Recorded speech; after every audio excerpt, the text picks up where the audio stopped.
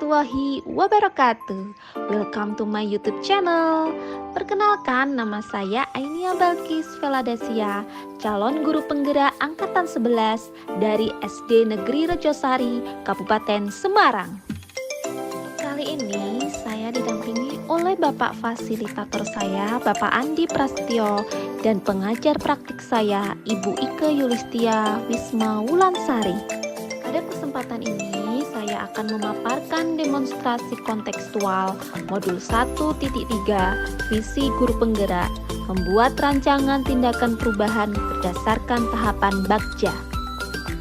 Tujuan pembelajaran yang pertama, calon guru penggerak mempraktekkan penerapan paradigma inquiry apresiatif untuk mengidentifikasi potensi diri dan membuat kalimat prakarsa perubahannya.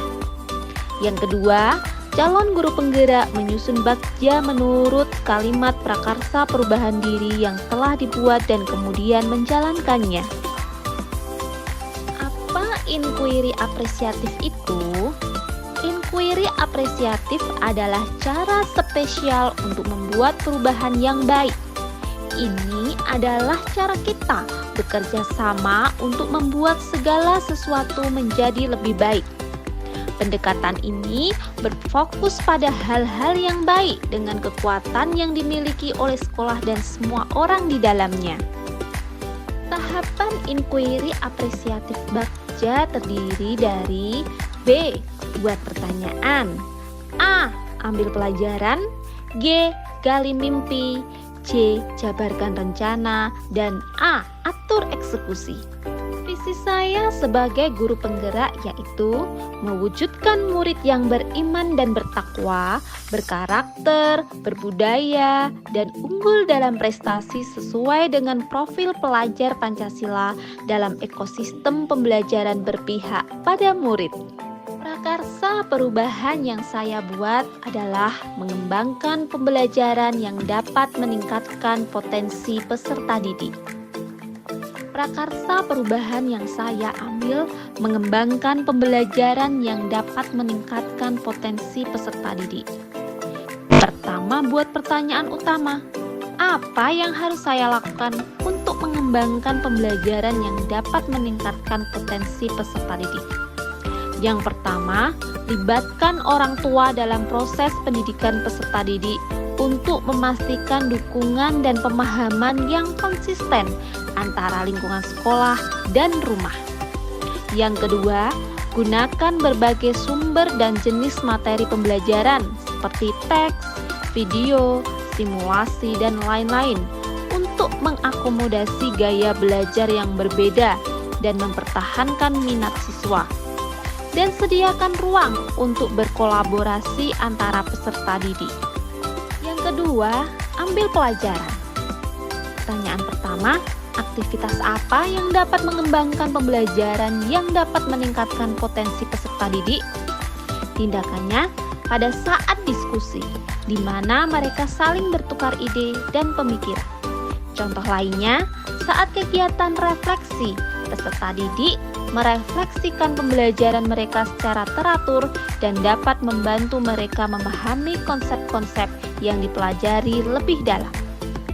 Pertanyaan kedua, situasi apa yang dapat mengembangkan pembelajaran yang dapat meningkatkan potensi peserta didik? Tindakannya dengan berkolaborasi untuk membantu peserta didik belajar berkomunikasi, aktif, kreatif, kritis, bekerja sama, dan menghargai pendapat orang lain. Yang ketiga, gali mimpi. Kebiasaan apa saja yang akan terjadi jika pengembangan pembelajaran yang dapat meningkatkan potensi peserta didik sudah berjalan dengan baik?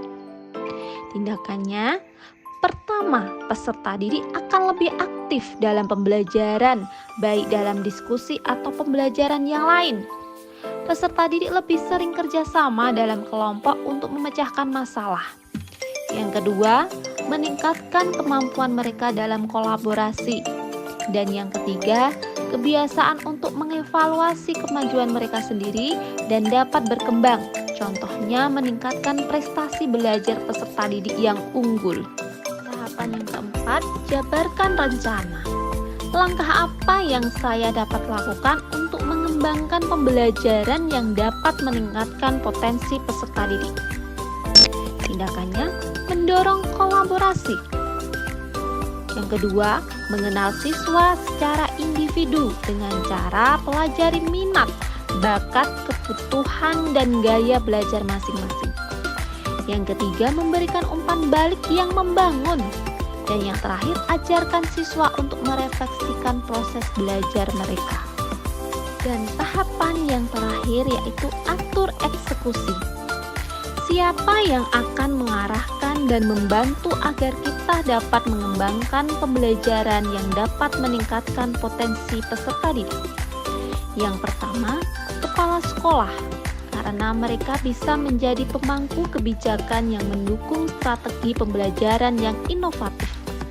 Yang kedua, kerjasama guru dan staf pengajar sangat penting, karena adanya kolaborasi dapat mengembangkan materi pelajaran dan merancang pengalaman pembelajaran yang menarik. Dengan pembelajaran yang menarik, peserta didik dapat meningkatkan prestasinya.